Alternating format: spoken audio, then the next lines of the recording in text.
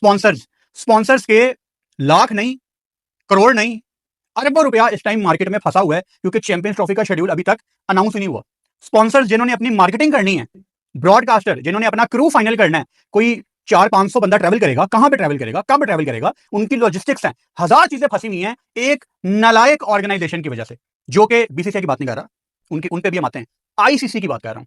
ICC का role ना एक बाप की तरह होना चाहिए, लेकिन आईसीसी एक बहुत नाकारा ऑर्गेनाइजेशन है। मिसाल के तौर पे एक घर में एक बाप की नहीं चल रही, उसका एक बेटा है बीसीसीआई जो सबसे ज्यादा कमाता है। अब उस बेटे का घर में बहुत ज्यादा रोब है, जो बीसीसीआई है वो सबसे ज्यादा पैसा ला के दे रहा है। अब क्या घर का बाप बीसीसीआई बन जाएगा? नहीं, बाप तो बाप है और बाप आईसीसी है। अब जब बेटा आईसीसी को आंखें दिखा रहा है, तो जो सारा निजाम है क्रिकेट का वो धर्म भरम हो रहा है। से और दूसरी तरफ बीसीसीआई भी रजामंद नहीं है इंडियन टीम को पाकिस्तान भेजने से, तो फंस गया बीच में आईसीसी। और आपने रेवेन्यू के हवाले से भी क्लैरिटी दी एक ट्रांसमिशन में, लेकिन सभी इस प्रोग्राम के तवज्जो से आपसे जानना चाहेंगे कि आईसीसी के पास क्या ऑप्शंस हैं सिचुएशन से निकलने को? आईसीसी के पास बहुत कम ऑप्शंस हैं। 3 ऑप्शंस हैं, मैंने पहले भी जिक्र किया इसका। एक ये कि इंडिया आ जाए खेलने के लिए, जो कि वो नहीं आएगा।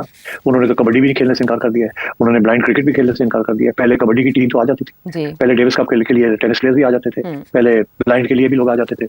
इस दफा उन्होंने हार्ड लाइन ले ली है, सिर्फ क्रिकेट नहीं, उन्होंने बाकी चीज़ों को भी घेर लिया है। तो I think there something serious है कि इंडिया ने ये हार्ड लाइन ले ली है, तो India is not coming, BCCI will not play in Pakistan. तो फिर ये है कि या तो हाइब्रिड मॉडल होगा कि कुछ गेम्स पाकिस्तान में होंगी और इंडिया की गेम्स पाकिस्तान के बाहर होंगी, और दूसरा ऑप्शन ये है कि वो सारे का सारा टूर्नामेंट जो है, अगर पाकिस्तान को हाइब्रिड मॉडल एक्सेप्टेबल नहीं है, तो फिर सारे का सारा टूर्नामेंट जो है आईसीसी मूव कर देगी, कहेगी ठीक है फिर पाकिस्तान मूव कर देते हैं, they move it to another country.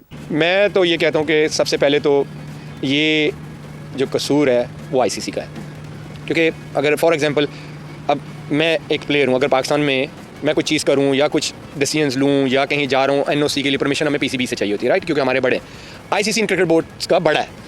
तो पहला तो कसूर ही उनका कि ये जो उन्होंने सारा एक मेस क्रिएट करवा दिया है, और अगर आपको पता था कि इंडिया ने नहीं आना तो आपको ये पहले क्लियर कर देना चाहिए था।